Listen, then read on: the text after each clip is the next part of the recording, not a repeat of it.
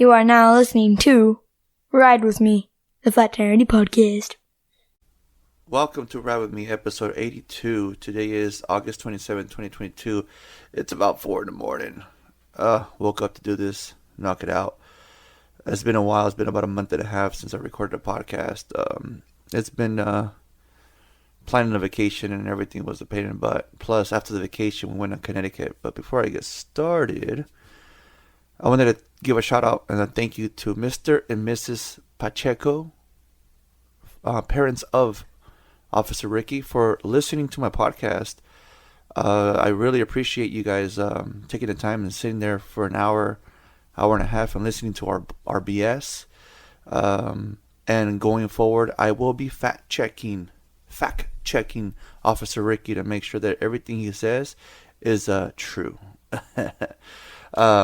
But no, onto the story. We recently went to Nueva Vallarta. We went on vacation. I've never gone on vacation before. I've taken vacations from work, but I've never gone on vacation. So my idea of a vacation is going camping.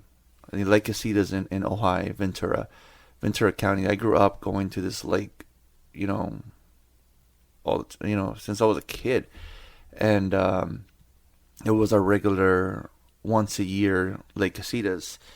Then when I grew up, obviously moved out and had my own kids, and I kind of started that tradition myself, where we go on vacation and go to Lake Casitas. And now that they actually added a water park to the lake, it actually is more entertaining for the kids. So we don't just sit there in front of and looking at each other's faces 24/7.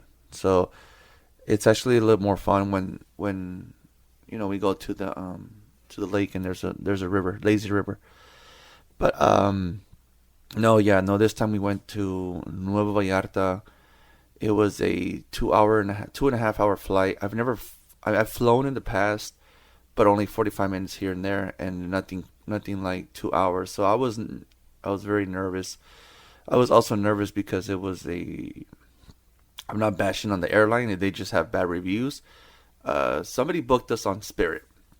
And, I get that the tickets were cheap. But they charge you for every 40-pound bag and carry-on. So they charge you for everything. That's how they make their money. So I was I was a little nervous about, being booked on this airline. And, I was like, shit, man. I've never flown before. I've never really flown, because 45 minutes there and back to Phoenix wasn't that bad. But I've never really flown. So that's more than 2 hours now. And it was my boys' first time flying as well. So they were nervous. And, but it was cool. I think after the plane took off and seatbelt signs came off, the boys were more, their nerves kind of died down, and they were good to have a conversation with the cousins. And we all went together. We went with my wife's with the family. So it was total of 4 families, so 15 people all together. And so the boys had someone to talk to. They were hanging out with the other kids, and whether playing on their Switch or whatever. So they were distracted from remembering that they were on a plane. But it was a good flight, good 2-hour flight, 2.5 hour flight. We landed in I'm doing ums again. We landed in Puerto Vallarta, which is in Jalisco, which is where my roots come from. My grandfather, from my mom's side, is from Jalisco, and so when we got to the airport, I was asked, by the immigrant, what do you call those guys? Immigration, I guess. Before they let you out of the airport, they stamp your passport. So I walk up to the guy and, hey, buenos dias, and oh shit, buenos dias, where are you from? And I'm like, well, apparently from here, dude. And he's like, no way. So as we're bullshitting, he's stamping the passports and lets us right through. So that was a cool. They told me out here in California that my Spanish was gonna open doors for me in Mexico, and I was able to walk right through the customs line, I guess. Everybody else was in line for like 10 minutes. We went right through it, man. It was funny. But no, when we got to the resort, man, the first, I'm not used to that freaking heat, man. So I know it gets 100 out here in La Puente, but the heat over there hits you from the ground up. The what do you call it? The humidity. I'm gonna say this wrong. Humidity. It was bad. It was so warm. It was hot. It was crazy. I've never felt that kind of heat before. But we got to the resort, and obviously all the rooms have AC and shit. So the view was we were on the like the seventh floor, and the view was amazing. You can see the entire resort from our balcony window from our balcony, and the balcony had a pool, and the kids. I mean, I've never been, like I said, on real vacation, and it wasn't even about me, man. It was just looking at my kids' faces, and every smile on their face was just like that was worth going. Every day at the pool, nachos and freaking pina coladas and margaritas and all this bullshit that cost us about $1,000 on the side. We got to pay that bill. Anyways, it was to me, like I said, it wasn't about me. It was about them and their faces, and how happy they were to be there, and they just got to really experience vacationing. And we go down. Where are you guys gonna go? We're gonna go to this pool. Okay, jump on. They had like this 10-seater golf cart that would drive us around to wherever we needed to go. Even though they drove us around, we still got in our steps, man. There was a day that I hit like 16,000 steps in one day. So yeah, no. Even though they drove you around, they still hooked you up. I mean, you still got your cardio out of the way. Yeah, where are you guys going today? Oh, we're gonna go to there, and they would drive you. Hey, we're gonna go. Oh, then they drive you, and the only thing they didn't do, man, was like fan me and feed me grapes, man. I was like, what the hell? Where's the lady with the grapes? But yeah, no, it was cool. The sunsets, me and my camera, we went to and took a picture of the sunset. It was amazing. But again, the only negative thing about it was the fucking heat. Oh, there was thunderstorms, beautiful thunderstorms. The lightning would brighten the sky a dark purplish color. I actually took a couple pictures of the light, a couple lightning strikes.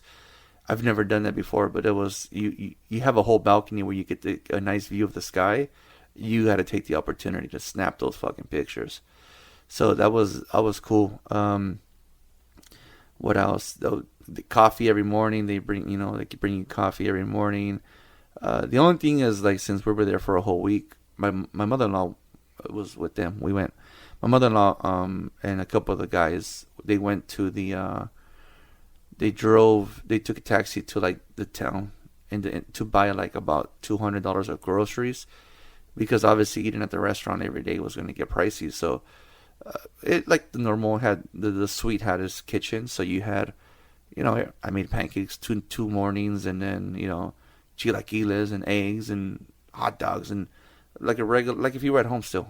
So that the only thing that sucked was that trip took them almost all day, but they brought, as long as she purchased more than $200 US dollars, they delivered it for her, so she didn't have to carry all that through Mexico or through the town or whatever. That's the only negative part of I guess of the food portion. But no, everything there is just amazing. The freaking nachos, or just freaking bowl of nachos. I've never drank so much in my life. Like, yeah, like I had a couple buddies of mine from work. Promise me you're gonna drink, dude. You're on fucking vacation. You better drink. So, was the first thing I did. We got on the little mini bus from the airport that was gonna take us to the resort, and they started handing out Coronitas. So I'm like, oh shit, I saw these bad boys. Let's go. So I had me a Coronita, and then we got to the lobby of the resort. Before they checked us in, one of my brother-in-laws decided to go buy shots. So we had some shots, and then every day at the pool. I mean, I'm not a heavy drinker, so I'm not a drinker at all. So I would have me a girly drink, and I would have me a pina colada every time we were at the pool. But no, everything was so cool there. I honestly suggest that everybody once in their lifetime do a vacation like that. I mean, to others it might be like, it's just Nueva Vallarta. Yeah, you spoiled brats. To me, that was paradise. I've never been there before. I know when they were trying to book it, they're like, well, now let's go here. Now let's go. That's the thing that sucks when you have, a big family, and you have. I'm gonna quote Ricky on this one. Multiple points of views, and it's like, we wanted to originally go to Peñasco, which is a lot closer, but I'm afraid of I get car sick, and I get this, blah blah blah. Let's go here. Let's go there, and nobody wanted to go to Nueva Vallarta because they were just there the year before. And I told my wife, damn, your sisters are fucking spoiled, dude. Well, let's go to Cancun like it's nothing. Let's go here like it's nothing. No, it's, to me, to us, that was an experience of a lifetime. It's amazing. It's relaxing. It's, like, again, we go back to what I said about the kids. It's not about me, man. It's about the kids. Because I still came home fucking tired as hell. I wanted to book another vacation from work, but I took, pictures, and every time my mother-in-law said, how do you like it? Because she was concerned about how I liked it.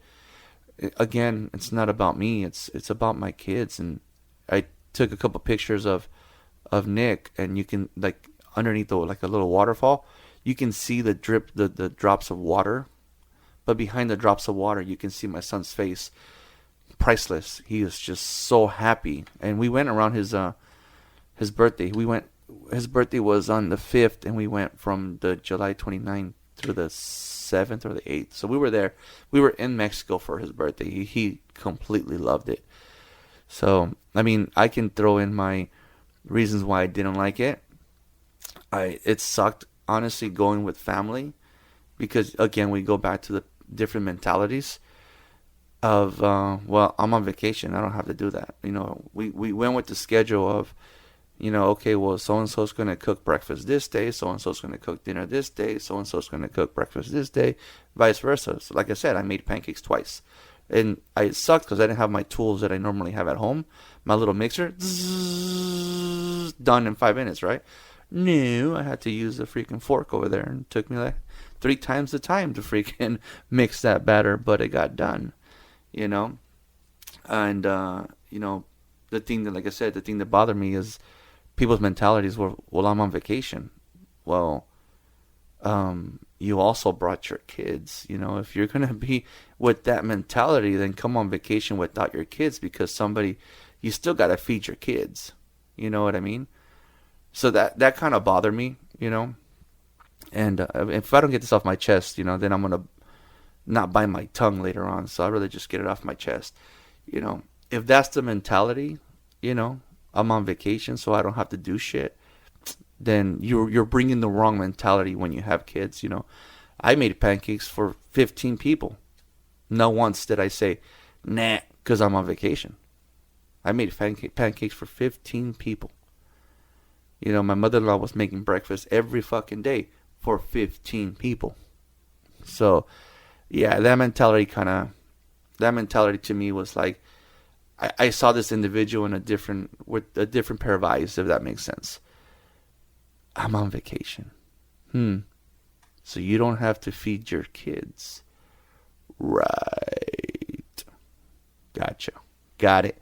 Second thing that kind of bothered me, pet peeve, man. One of my pet peeves is being fucking late. If you tell me we got to leave here at 9 o'clock, my ass is already in the car by 8:45. They told us we needed to check in 3 hours before our flight left at the airport. So our asses were at LAX like at 3 in the morning, 4 in the morning. Yeah, 4 in the morning. Everybody was like still in bed at 4 in the morning. Well, you guys didn't have to go so early. You guys said check-in was 3 hours before the flight started loading. So we got there 3 hours before. That's just my mentality, man. That's just my pet peeve. That's I don't like to be late. You tell me, like I tell my wife, said, you stress out too easily. Hold on, we'll get there. Then if you don't want me to stress out on being late, then don't give me a time. Don't give me a time. So if you say, hey, we're gonna go to so and so's house. Okay, cool. Okay, trust me, I would be getting ready the last minute because I don't even know what time we're supposed to be there. But when you tell me, hey, we gotta be at so and so's house at 9:00 in the morning, you best believe that about 8:30 I'm gonna be shitting bricks because hey, we have to leave here in 10 minutes because they still live 20 minutes away. That's 30 minutes right there. Hurry the hell up. And I get like, it's an OCD, man. It's a fucking OCD. It's a fucking flashback of my childhood. We're always fucking late for everything. I mean, we got to be there. We got to be here fucking an hour ago. What the fuck? So the point of that is that when us who are awake earlier than everybody else, we'll go reserve a spot. So there we go. Downstairs to the pool to reserve seats for 15 people, and had to tell other people that would walk by, sorry, those are taken. Sorry, those are taken. Because they would be down here in 30 minutes. All right, 30 minutes, no big deal. How does 30 minutes become 3 hours? That is oh God, that drove me crazy. That drove me crazy that for 3 hours we have to guard seats. We have to guard seats for 15 people for they to only show up 3 hours later. That's honestly embarrassing. That's embarrassing. I told my wife, never again. Never again. So I think the last time we did that, we went down there. We got there at 9. And I get it. The boys at one time, they were like, we're bored. We don't have our cousins here. So they would kind of wait with them. But no, this last time, I'm like, no, we're all going downstairs. If I have to freaking play with you guys in the pool or freaking wrestle you guys in the pool, whatever, to keep you guys entertained, then so be it. But the moment they show up, we're leaving. Because we've been down here for fucking 3 hours guarding these seats, and no one's here. No one's here. And I say this, on the podcast. I know I'm ranting. That's what the podcast is for. Podcast is to talk about everyday troubles and bullshit. And, why I rather vent on the podcast than to go tell them to their faces. Because if I tell them to their faces, it's not going to end well. Now I'm going to be the asshole. The last time I went on a COVID rant, the family was talking about how I was talking shit about the family. No. I wasn't talking shit. It's not talking shit. It's just venting. It's just getting shit off my chest because, like one individual said, I'd rather him say it on his podcast than come crying to me. So, this is what I'm talking about. So that's number 2. That's the number 2 that I didn't like about, vacationing with the big group of family. Again, we go back to the 15 different mentalities. And I think the last pet peeve of vacation is and I kind of blame this on the individual that booked the resort because, the first thing she said, oh, we'll just split everything at the end. We'll just divide everything at the end. We'll divide everything at the end. Okay, cool. That's what you guys want to do. I'm okay with that. My wife wanted to pay up front. She wanted to swipe her credit card for $500 and say, boom, here we go. But, so every time we went to the pool, nachos. Ooh, nachos were amazing. Tacos. And they had like these fucking shrimp tacos that were amazing. They're like, the main thing there was nachos, man. There was a restaurant we went twice to. Pretty good food. Service sucked, by the way, but their food was good. Then we went to another restaurant where we celebrated Nick's birthday. Same thing. Food was great. Service there was better. But they told us, you guys can't be seated until your whole party's here.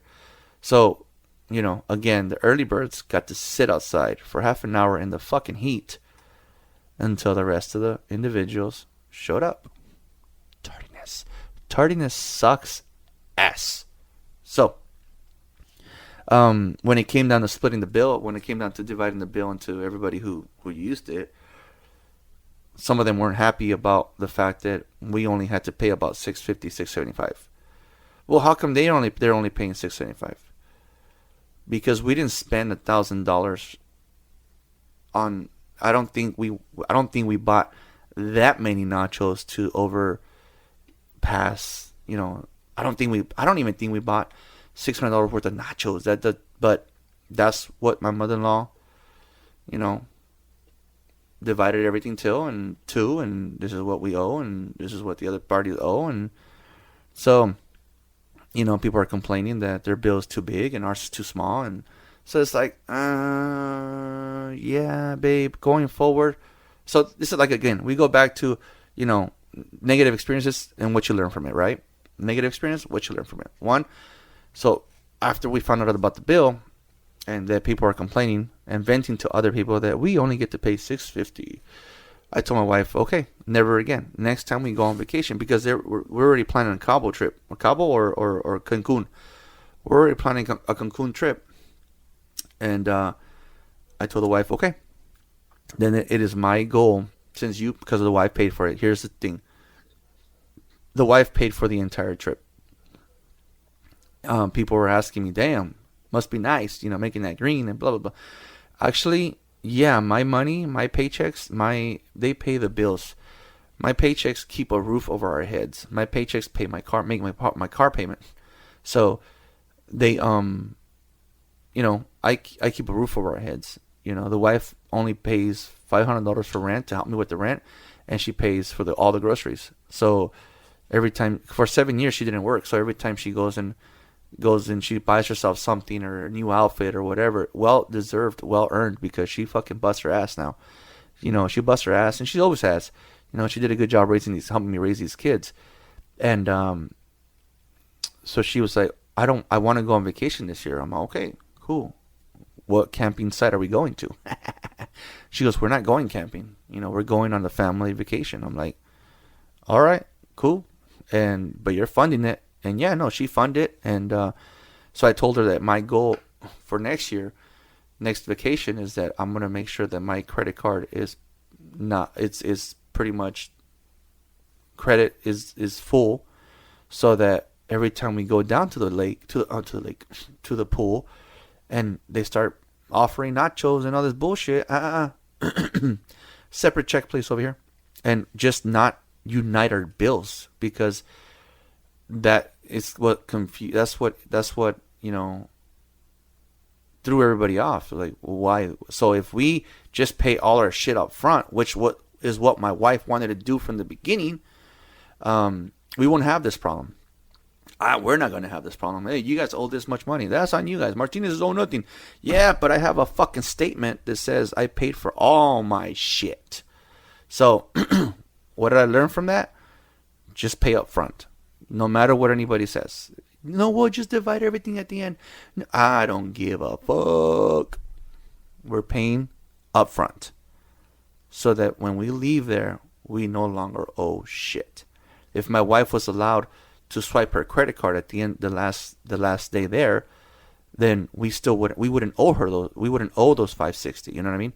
Because she would have paid up front, but she was told to hold off. Okay. What else did I learn? Not to save seats. That is not my responsibility to save seats for people that are going to come down 3 hours later. No, not doing that. It's embarrassing, man. People walk by, sorry, those are taken. Sorry, those are taken. Same people walk by an hour later. No one is sitting there, and we have to tell them the same thing. No, sorry, those are taken. Yeah, it's kind of fucking embarrassing. So I'm not doing that again. And then when it comes down to booking our airplane, I think I told my wife, we're doing it ourselves, and we're going with Delta, baby. We're going with Delta. And Delta doesn't really weigh your shit. They don't charge you for your luggage. They don't charge you for your carry-ons. And they have fucking TVs on your seat, in your seat, so you can watch whatever the fuck you want. Whatever they limit you to watch. So I'll get into Delta. So we get back from vacationing on a Friday, and Friday the 8th, I believe. I'm not going to fact check the times. And a week later, we have to fly to Connecticut. So here we go. Now we just got back from Mexico. We survived an airplane flight, and my feet's on ground. I got to do it again. So luckily, my friend, my buddy Frank, my mentor was on this podcast a while back. His sister, her husband worked for Delta, and they added me to the buddy plan, their buddy tickets, and we only paid like $800 for 2 tickets to get. We couldn't afford. We just got back from Mexico, so we couldn't afford to all four of us go. So it was just the wife and I, and we went to Connecticut. The only thing that sucked about the buddy tickets was that, one, you don't get to sit together unless you ask somebody to move, and two, you pretty much get a flight the moment it's available. So if the flight is overbooked, you wait to the next one. So we waited at LAX for Thursday night. We waited at LAX for about 6 hours, which wasn't bad. I heard some guy was there for like 36 hours. I am not crying for 6 hours. We get to this flight takes us to. It was originally was going to go from LAX to Salt Lake City, from Salt Lake City to Detroit, and then Detroit to Connecticut. That's where my wife's. Well, I always say my wife's family or my wife's cousins. So our cousin lives. She lives in Connecticut, Avon, Connecticut, and so LAX, Salt Lake City, Detroit, Connecticut, right? But because the flights were being moved around and blah, blah, blah, we went straight from LAX to Detroit. 4-hour flight. So I'm a little nervous. 4 hours in the air. From Detroit to Connecticut, it was another hour and a half. So a total of 5.5 hours. But like I told my wife, the more times we land, the safer I am on ground. 4-hour flight to Connecticut, to Detroit wasn't that bad. And, like I said, they had the TV and everything. So the wife and I sat on the same row, but just on opposite seats. So we were able to see each other. And then from Connecticut to Connecticut we sat next to each other. So we landed in Connecticut. We left LAX 11 o'clock Pacific time and landed on Thursday and landed in Connecticut 7 a.m. Pacific time Friday, which was 10 o'clock over there. The moment they picked us up and we started driving towards the house, it was a good 45-minute drive from the airport to the house. Man, everything's so green out there. Beautiful. First thing we bump into on the road is a fucking bear. I'm like, fuck yeah, a bear. But I didn't have my camera ready. Sorry. And the houses, man. You can tell that they knocked down an acre of trees and then slapped the house in the middle. And then like about a mile later, an acre of trees, slap a freaking house in the middle. That's pretty much how my new compadre was explaining things out there. Like, look, boom. Acre of trees, slap a house. Keep going. Acre of trees, slap a house. And where they live in a house that was built in 1765. Dude, their attic was creepy. Their basement was creepy. Their house was creepy. But they have it blessed once a year, and it wasn't that bad. It was cool, man. It was a house that was built back in when we only had the 13 colonies. It's pretty fucking amazing. And the attic has wood, the original wood from back then, and his plan is to sell it because people will buy it. Wood from 1765.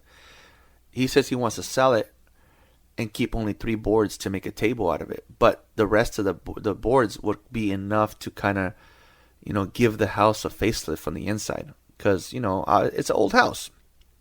It's an old house. It's a lot of the stuff, a lot of the plugs and everything's, the doorknob to the bathroom was, a little latch and another latch and didn't even have a handle. So it was pretty cool. We were only there we got there, like I said, Friday morning, and pretty much at, 4 a.m. Pacific time, Sunday, we were back on a plane. And because I had to come back to work. As it is, I took that Friday off. My wife can work from home, so the moment we landed, boom, she pops up on her laptop and she's on work. She's at work. And with me, my boss is like, yeah, I'll give you even though you just came back from vacation, I'll still give you that Friday off, but give us nothing. Don't leave any work behind. Okay, cool. So I was able to knock everything out. And he's like, okay, have fun. And so yeah, we were right back on Sunday. Sunday, and what do you call it? Again, Connecticut was amazing. Like I said, everything's so green. The cemeteries look beautiful, even though the cemeteries they're beautiful. But this is something you see in movies. That the way I see it, this location, this places that you see like this town is something you see in a movie. You know, because freaking there was like this one road called Somethingville, and I'm like, oh shit, that's like a horror movie right there. Another street, Somethingville. I'm like, oh fuck. Apparently, I was in New England territory. I was like, fuck the Patriots. Fuck Tom Brady. Oh, Tom Brady's not here anymore. But yeah, it was amazing. Again, I went for a quick walk because there's a 10-minute walk. A 10-minute there's a little bridge that reminds me of the bridge in Beetlejuice, where the car in the beginning of the movie, the car falls into the lake or whatever, where they died. It looked just like that. I'm not saying it's the same one, but this one's not it, because this one you can't fit a car through it. But it looked just like that bridge. So I decided to go for a walk and walk over there. I was about a minute in, and I turned around. I couldn't see the house anymore. And I was like, oh shit, okay, cool. And then I realized, holy shit, there's fucking bears out here. Fucking bears out here. And then I looked across the street. There's like an abandoned, I'm not going to say it's abandoned car, because it didn't look like it was there for years. It was just parked there because there was a hiking trail. And my dumbass is like, oh look, woods. And I was just freaked out about a bear, but then here I go. It's like those typical horror movies where you hear somebody knocking at the door, who's there? And you go open the fucking door. That's exactly what I did. Went straight over there to see what the fuck was going on.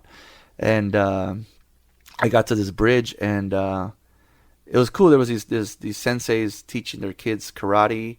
They were just practicing out on the lake, which is, again, something you see in movies.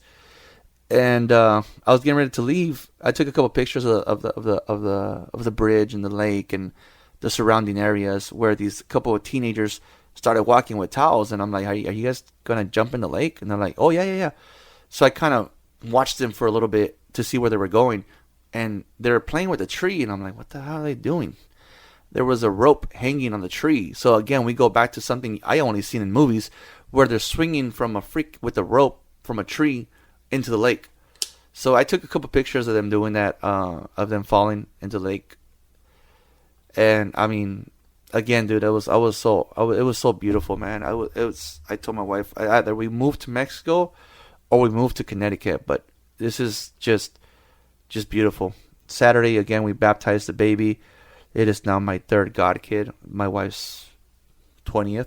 But yeah, we baptized the baby, took a picture. We hung out with her kids. She's, and I was like the highlight of the day. I was like, Uncle Andy, Uncle Andy, Uncle Andy. I don't even let my freaking kids touch my camera. And how is it that a 4-year-old was running around my camera? And my wife says it. You're a sucker for little girls, dude. And I think going back to 2004, I believe it, because Layla raised that kid since she was freaking 4 months old. And so I guess she has a point. But yeah, no, Connecticut was awesome. I think on the way back, I told my wife, I can do this. I can no longer say that I'm afraid of flying. I'm not. I think Delta just was a good experience. You have a distraction. Like on the way back, I'm like, what's a movie that the family does not want to watch, that it's not worth watching as a family, that it's just something I can knock out real quick? Fuck it. Sorry, Ricky. The Batman. Fucking Batman lover over there. I watched the Batman on the way home, and then because we had the buddy tickets, my wife had to sit somewhere else. She hated her experience because she sat next to two dudes that didn't even share the fucking armrest. So she was uncomfortable for 4 fucking hours. But she watched the Batman too, so we kind of had something to talk about on the way home. I was like, fuck it, whatever. 3 hours, it was a 3-hour movie, so by the time it finished, I only had an hour to go. I think I watched like something. I think on the way there, I watched 50 First Dates. They can't go wrong with 50 First Dates, right? But yeah, man, Connecticut's beautiful. I'm a godfather again, And I told my wife, "Fuck, we hardly ever see the ones in Oxnard. When the hell are we gonna see the ones in Connecticut?" And I actually told the wife. It would be a lot cheaper for us to fly to Connecticut once a year than them to us, because they're a bigger family. So it's only four of us, and it's quite a few of them. And those kids are so smart, man. They're homeschooled, but they are so smart. The oldest boy, I think we call him Conrad. I think Conrad's his name. He schooled me on magic tricks. I was trying to pay attention to what he was doing with his hands and where the card was and everything, and he just fucking schooled me. So they're pretty smart kids, man. I was glad that I was able to see them again. Last time I saw them was a few years ago when they came to visit their dad. So my wife's like, "Hey, give your dad a break," because I think they were down here for like 2 months, waiting for this house to fall through. And my wife would say, "Hey, do you mind?" I'm like, "No, I don't mind." She would tell them, "Well, why don't you guys come and stay with us on the weekend and just hang out?" And we would have movies outside and popcorn and everything. So I got attached to these kids. And when they were leaving, I was choking up. Like, fuck, I can't believe I'm choking up. What the fuck? And yeah, and it was good seeing them again. When they were here, sorry, when they were here, the little one was crawling, and I think she was 4 years old now. And yeah, it was cool. It was cool.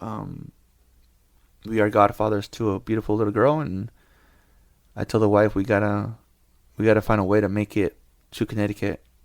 The only thing that sucked about that trip was that I left my tripod over there. It has now been 2 weeks now, and it's not here yet. They shipped it yesterday.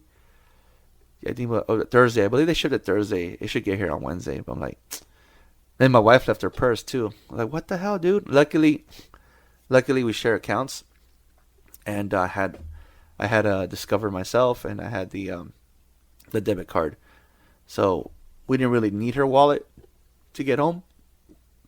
But yeah, it was she got her purse like a couple of days later, so that's done. Damn.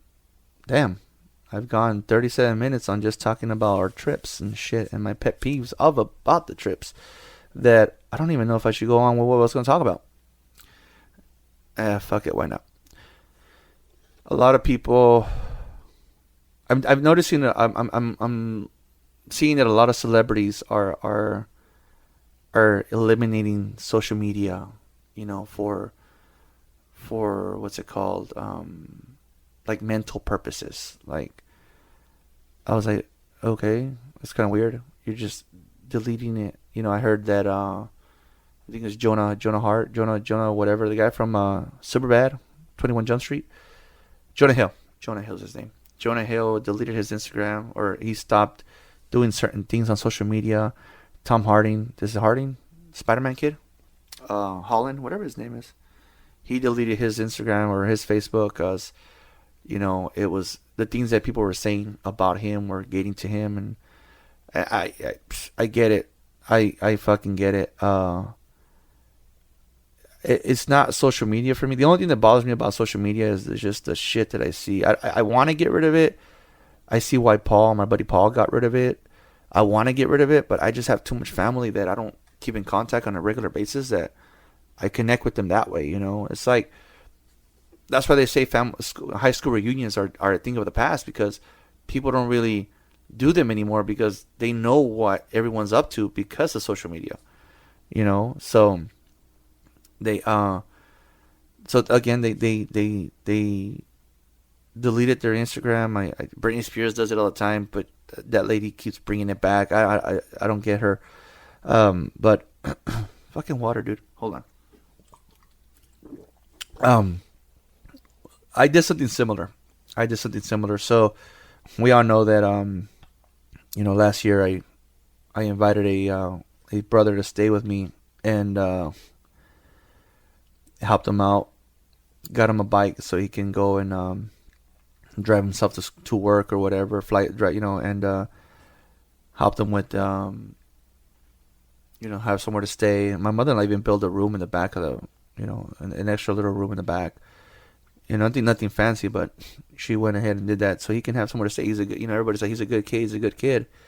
And I'm like, yeah. And so 9 months after, he told us his girlfriend was pregnant. Sorry, man. Yeah, his girlfriend. He told his girlfriend was pregnant, and I couldn't be excited because it's like, dude, you're still a kid, man, and you haven't even got your license yet, and you haven't even gone to school, and everything that I'm telling you to do, apparently I was too hard on him, and if that was being too hard, then I don't know what soft is, and so he pretty much did a 360. I guess he had a conversation with our mother, and I don't know what the fuck was said that yeah, he did a 360 on me. So I was like, what the fuck, dude? Recently he texted me asking me for some things that he forgot here. So I told him, if you forgot them, I don't know what they are. Either reach out to our other brother or come get them yourself. And he just responded really disrespectful. I told him, dude, you only hit me up when you need something. What about hitting me up with an apology? And he responded back, well, you're never going to get that. I was like, orale. All right, cool. And then I told him, hey, remember that. He responded back with, not important to remember. Orale. All right, cool. So by then I was fuming. I was pissed. I told him I was going to come find him. Since he doesn't live far, he just lives a city over. I told him I was going to come find him. And pretty much I wanted him to talk to me to my face the way he was talking to me through text. So, he stopped responding because I guess I scared him. And I was kind of, my wife told me, dude, you just kind of threatened him. You better get ready for the cops to show up. And so I went outside and I'm like, fuck, man, pacing back and forth. And when I pace back and forth, I start making phone calls. So I called her mother, and I said, hey, I'm letting you know that, can you please just tell your son to leave me the fuck alone. Just leave me alone. Like, he did a 360 ever since you talked to him. The moment you spoke to him, he pulled a 360 on me. And she was, all I told him was, You don't even have to finish your sentence. Just by you saying all I told him, that says enough. I don't need to hear it. I'm just letting you know that after this phone call, I am deleting all your numbers. So that's me doing the social media thing. Because I did it back in 2010 where I just eliminated all negativity from my life, and my life slowly got back to normal. By me doing that, within a fucking year, I had a job. By me doing that, within a year and a half, I had a car. Within me doing that, within 2 years, I had my own place. By me doing that, in 3 years, I had, you know what I mean? So lately, I've been in a rut because of this bullshit that's been going on with my brother. And so I called her and I told her, look, I've learned to accept that you'll never drop or forgive or let go of something that happened 20 years ago. I've learned to accept that. I've also learned to accept that, these kids are always going to blame me for whatever happens in their lives. If they're out fishing and a shark comes and bites their fucking leg off, guess what? That's my fault. Andy fucking did that somehow. You were, I got you on the phone to squash things with your daughter. You're talking to your daughter. Your daughter tells you, but I've never done anything to you. And your response is, but Andy has? How do I get brought up in a conversation where you're supposedly trying to squash things with your daughter? So I've learned to accept that you're never going to let go of something that I did or I said 20 years ago. I've learned to accept that.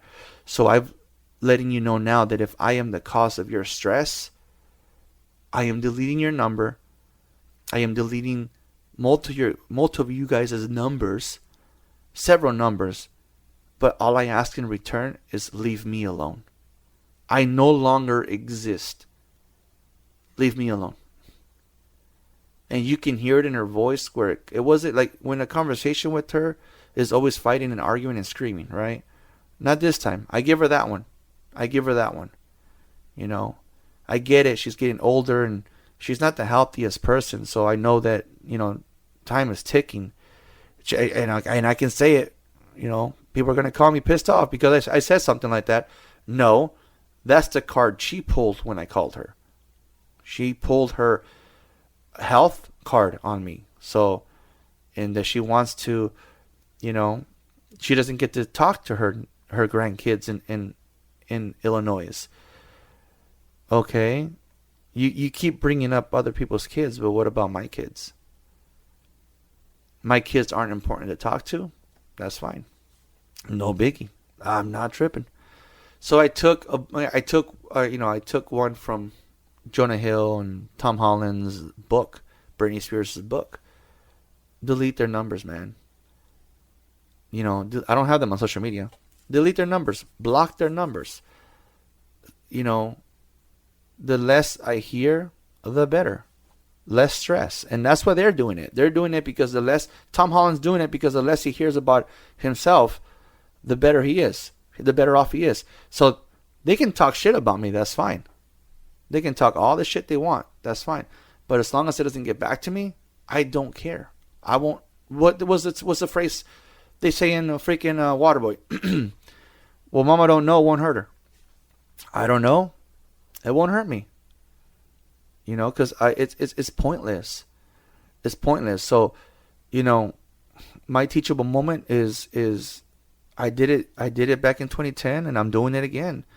Eliminating negative people out of your lives. You bring these people back into your life, and it just reminds you of why you cut them off in the first place. I'm 40 already. My boys are in high school. One of them's in high school already. He's already talking college. The little one is in 8th grade, and he's already talking Fortnite. You know what I mean? So he'll probably become a gamer or something. And I have more on my plate here than to worry about something that's an hour and a half away, or to worry about an individual that's on the next city over. It's pointless. It's I go back to, I was talking to my wife, and I was told her, honestly, why am I trying to, why I think, well, let's go back to the whole mother situation. Why do I keep her number? Why do I call her like every 3 months? Because I'm going to admit it every day. I'm going to admit that all I ever wanted was my mom to love me. And I've learned to accept that that's not going to happen.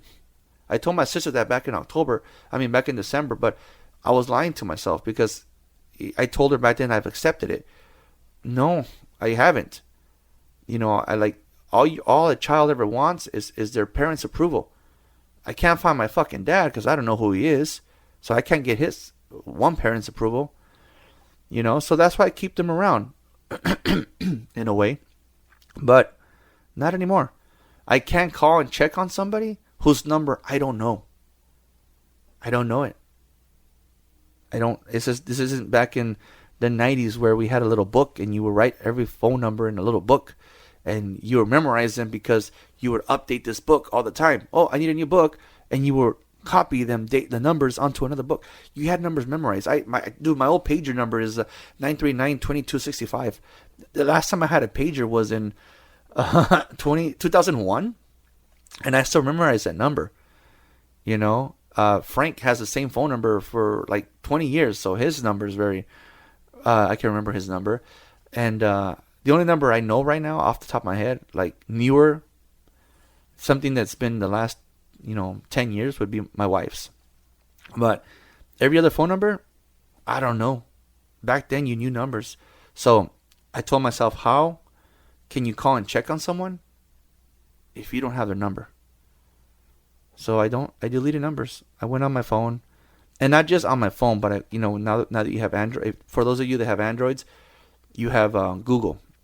Google saves the phone numbers in a Google Contacts. So I went on Google Contacts and physically deleted them. Then you refresh your phone, and they disappear. I'm done. I'm done trying to convince people that I'm not the bad guy. I'm done trying to convince people that I'm not this person that I was painted out to be. I'm not. You know, and I'm tapping out. I'm gonna do again, even though he doesn't fucking remember, but I'm gonna do what Rogers told me to do years ago. Hang your gloves. You're done. You're done. And I'm done. Like I said, I have my kids and wife to worry about, and you know, more of these vacations to plan, and you know, just live life with accepting what I needed to accept like a long time ago. And so far it's been about 2 weeks and I haven't thrown a tantrum because no one's fucking bothering me. And I like it. I like it. It's just, I go back to thinking that, you know, sometimes when I see, you know, my wife and her siblings, and there's things that I don't approve of. There's things that I don't see are right, you know, and I tell my wife, I'm like, that's not cool. You know, they only call you when they need something, or that's not cool that they, you know, that they do this or they do that or blah, blah, blah, blah, blah. You know, dude, you're their sister. They should have your back and stuff like that, you know. I only, if, I guess if I didn't go through what I went through with my siblings, I wouldn't see it, but I see it. Like, to me, it's like siblings need to have each other's back. And siblings, I get that they grew up very united, very very together, but I don't see I don't see that. I keep coughing, sorry guys. I don't see that. I just, to me, a lot of the things that I see in this family, like, kind of, it bothers me, but I bite my tongue. I bite my tongue because my wife gets to hear it though. Like really, dude? Really? Yeah, just recently there was a post, we miss you, and I commented, how can you miss somebody who wasn't invited? But that's just me. Again, I'd rather just vent on this podcast and then kind of let people know that, you know, you're not the only ones going through this shit. Because if I tell people, I've tried to tell people in the past, and it doesn't come off right. I've had to send long ass emails because apparently how I word things is too aggressive or too mean or too whatever. So I'd rather just vent. I'd rather just vent on here and call it a day. I had one more topic, but I think I'll leave that for the another. Maybe it'll set up for the next podcast, because I've never solo talked for fucking 52 minutes. But maybe I'll leave it up to you guys. Now on the if you listen on Spotify or you listen on, I believe, iHeartRadio, whatever app you listen to, it actually it has to be a music app, not YouTube. It lets you. Sorry, one more time. I should probably go back and delete all these. It lets you. It's so early in the morning, man. Like I said, it's 4 in the morning when I started, and I don't have a guest. I don't have anybody on the phone either, because there was a leak in the garage, and an individual came over to check the leak, and in the process of checking the leak, he fucking threw shelves everywhere. Fucking boxes were tipped over. Things that were in the boxes are spilled out now. Pretty much no respect for other individuals' belongings. So my garage, 90% of it looks like shit, and it's pretty fucking embarrassing. So after this podcast, I will be working my ass off to clean up the mess that this individual made. So that's why there's no guest. But what was I saying? So you can now go on there, and I can leave a question, and you guys can answer to my question. So I think I'm gonna leave it. I'm gonna question it maybe for the next episode. Ricky already has a podcast episode idea. I'm just waiting on him to have a day off. But my question would be, so what do you guys think about this new school schedule? I don't like it at all. You know what? Fuck it. I'll rant for 5 minutes about it. Back in our day, we used to go in at 7:55 in the morning, and at school, And now these kids are like, well, they need to sleep in. What do you mean they need to sleep in? Well, they need to sleep in. So now school bell rings at 8:30. Shit, my son went into school at 9:30 on Wednesday. The fuck? 9:30? No way. My wife was like, this is bullshit. This new curfew, this new fucking clock going into school at 8:30, 9:30 in the morning is BS, because you have all these fucking parents that are at work. They drop their kids off at school hour and a half, 2 hours early. What the fuck do you think they're doing? They're over there at fucking McDonald's. They're at McDonald's. I told my wife, this is fucking bullshit. I used to fucking walk almost when you were a kid, it seemed like forever, but for this podcast purposes, I Googled it. It was only like 17-minute walk. But when you're when you're fucking in the 5th grade, that walk seems like forever, especially when you're walking by an abandoned fucking hospital. And for my fellow Oxnard people, you know the old St. John's building on fucking F Street? Yeah, that was abandoned at one point, believe it or not. And that shit was creepy as fuck. Every time you walk by it, there was this one time where it sounded like a tool chest. A whole fucking tool chest, like in Home Alone, was falling down the stairs. I'm like, holy shit, fuck that, I ran. So, this new curfew for kids is BS. You know, because they have more homework and they need to sleep in. Why continue to accommodate irresponsible parents? And we go into that one. I saw a post where they're saying that all these fucking kids are out there committing crimes because the government, you know, doesn't slap them on the wrist, only slaps them on the wrist. Bullshit. Bullshit. Same thing as the school, because they don't get their sleep, is the same thing that these kids are out there running amok. Because the fucking parents, they're not afraid of their parents and they fucking run amok. My 13 and 15-year-old would rather read a fucking book than to go out in the streets and fucking be causing chaos. But people are quick to blame the government. No, blame yourselves, because you're raising irresponsible kids. You're raising brats. Now the government's going to listen to you and say they don't get their sleep. No. Put them to bed earlier. When I first took custody of these boys, they didn't want to go to bed until like fucking 1 a.m. because that's what they were used to. Oh, hells no. No joke. My son texted me last night. They're not with me today. They're visiting their mom. Last night he texted me at 11 o'clock, 11:44, almost midnight on a Friday, asking me for the Netflix password. This morning at 4:16, I text him while recording this podcast. I text him the Wi-Fi password. I mean the Netflix password. Instantly responded, and I responded, "Why are you still awake? It's 4 a.m. and you're awake." So it's not the government's fault that your kids are hooligans. It's your fault.